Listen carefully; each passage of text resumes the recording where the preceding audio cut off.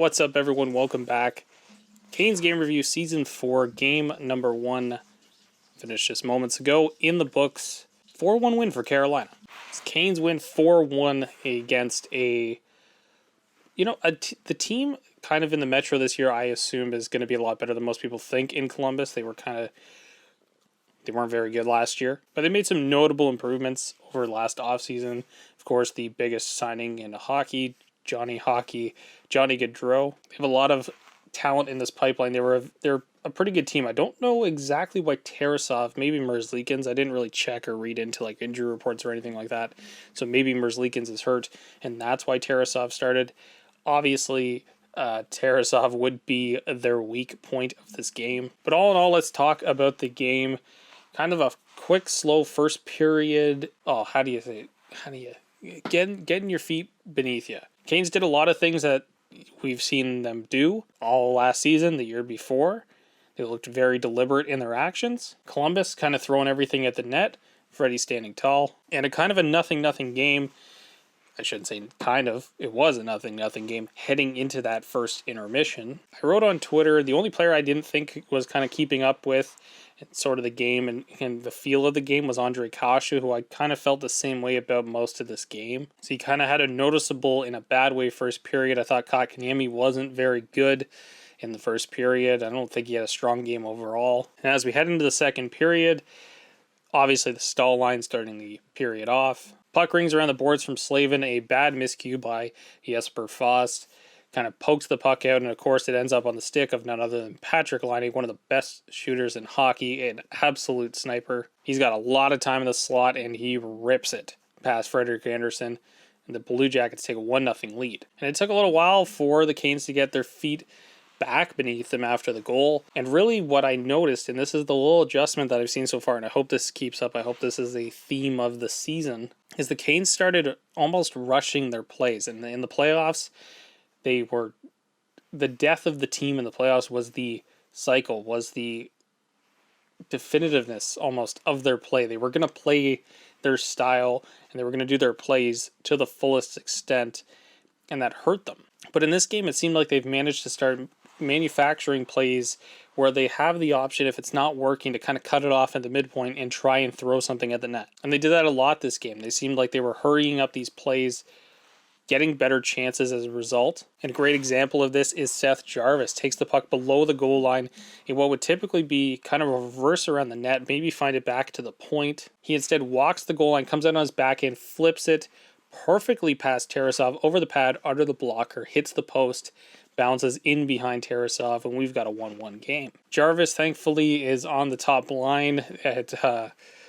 Brendamore has not yet tried the Martinook top line thing yet. Hopefully that never happens again. And in this game, I think Jarvis looked like he picked up right where he left off last year. He was excellent in the playoffs for Carolina, and he looked like he was perfect in this one. So he won one game here, and this is pretty much where the tide would turn in this whole game. Later, just a little bit later on, pass back to the point. Brady Shea with a one-timer finds its way through traffic. His first of the season. I don't believe he was credited to anybody else. Lots of screens in front could have been deflected. Brady Shea's first of the season. Obviously a great start for him. It's 2-1 Carolina. That would be the game-winning goal, of course. And just a little bit later on, a kind of a broken play. Necas is kind of in by himself. Voracek wants a penalty on the play. Stick might have gotten into the hands. I can see where Voracek's coming from on this one. He just kind of causes the turnover. He's 1-on-3, somehow manages to get the puck back out. Finds a way to get into the slot. Finds a way to get a chance on net. And Necas is right there when the puck bounces back to him, and he slams it past Tarasov as he sprawls out to try to make the save.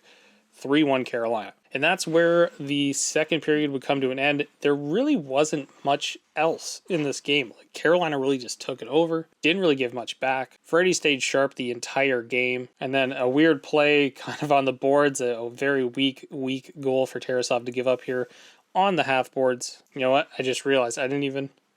Look at this. First game jitters. Rookie mistake. I don't even have the score up properly. Anyways, we know it was 4-1. Svechnikov on the half boards, though, kind of just turns and fires the puck. Tarasov a little bit late getting back to his net as he come out to play the puck. 4-1 Carolina at this point. That is how the game would finish. So Carolina starts off their season 1-0. a solid, I believe they won their first 10 last year. It was incredible to start the season like that. But a fantastic performance in game number 1. They set their tone early, they stuck to their game plan, and they seem to have evolved. And that was the one thing I think I was clamoring for at the end of last season and clamoring for over the course of this offseason. They got to evolve. They got to evolve the game. It can't just be the game plan. If the game plan doesn't work, they lose in game 7 by not scoring a goal. Like, it just can't go like that. Get a little choked up here. Anyways, a very solid performance. I will say I also was watching the Leafs game, the Leafs-Habs game. Habs won 4-3. I think 4-3, yeah, on a late goal by Josh Anderson. That was a fantastic game to be watching at the same time. But anyway, a solid start to the season for Carolina. Only going to get better from here. Only going to grow from here. Let's talk about maybe some other storylines surrounding this one. Obviously, some notable scratches. First off, Ethan Bear scratched. That was a bit of a shock. Chatfield into the lineup. I want to talk about Jalen Chatfield for just a moment. I like Jalen Chatfield a lot, and I thought if the option was there to trade Bear in the offseason, that they should take it. And with that in mind, it looks like he maybe has beaten him out for a roster spot. At this point, I don't see the value in trading Bear unless you're getting something substantial back or something you really think you need. And at this point, what does this lineup need? Bear kind of, swap in and out of the lineup this season is probably going to be more beneficial to Bear and to the Canes in the long run. So I like Chatfield's game, and the one aspect I really, really, really liked about Chatfield's game, and this is going to be a very weird comparison. If Chatfield is the chaos of Tony DeAngelo for 12 minutes a night, I think we got something. Like, just that grittiness that is going to be missing with Tony coming out of the lineup, I should say, traded, obviously, to Philadelphia this year. That grittiness is going to get brought back somehow, some way, and I do really like that from Chatfield. So that's a big up for game number 1 for Chatfield. I really liked his tenacity. I really like the player, and I really like him on that third pairing with Calvin DeHaan. I think Bear's going to get into this lineup quite a bit over the course of the season. There's, of course, going to be injuries. I think he'll have more than plenty of opportunity to play probably 50, 60 games this year.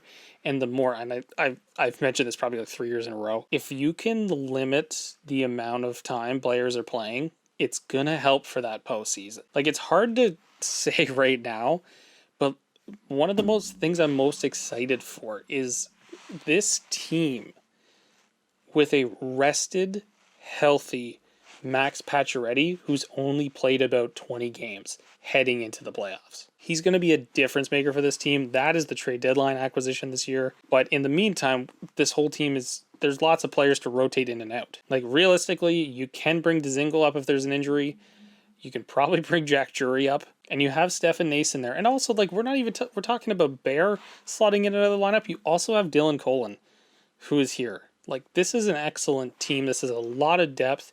And just, all I want is for them to use it. Rest players. Give players some games off. You don't have to, drop 20 games off of a regular player. You just need to drop probably 7 or 8. Like, if Aho, Svechnikov, Slavin, Burns, if all these guys play about 72 to 74 games this season, beautiful. That's what we want. We want a healthy team going into the playoffs. Because at this rate, we're probably going to be safely in a playoff spot. Hopefully I didn't jinx that. But just, you got to use rest. Rest is a weapon, to quote a very bad and overused quote from Guy Boucher years ago with the Ottawa Senators. I'd be remiss if I didn't talk about the Columbus Blue Jackets. The 2 youngest players, especially Cole Sillinger, did have a goal taken off the board. He looked excellent in this game. Gaudreau certainly made his presence known. He did get bowled over on a nice hit by Jacob Slavin, but I thought he was probably, in terms of the Columbus team, by far the biggest standout player. And lastly, something I hate to see because I love the player just so much. Unfortunate to see it, of course, but Patrick Laine gets tied up going into the boards with Brett Pesce. Obviously no malintent. Looks like he gets either his shoulder or his wrist kind of crushed in behind. Looks like something's gone wrong there. He left the game, did not return. Not good news for the Columbus Blue Jackets. So I don't even know who's the second game of the season. I have it as my background on my phone. San Jose. So Brent Burns gets to return to the Shark Tank. That is on Friday night.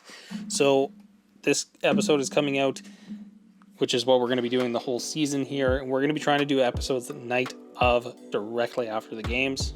So there will be another one for the Sharks game Of course, that'll be a late one, but there will be a Canes game review episode for that one. That one is on Friday night. I'm very much looking forward to that. That will be our next episode. And until then, let's go Canes, and I will see you guys on the next one.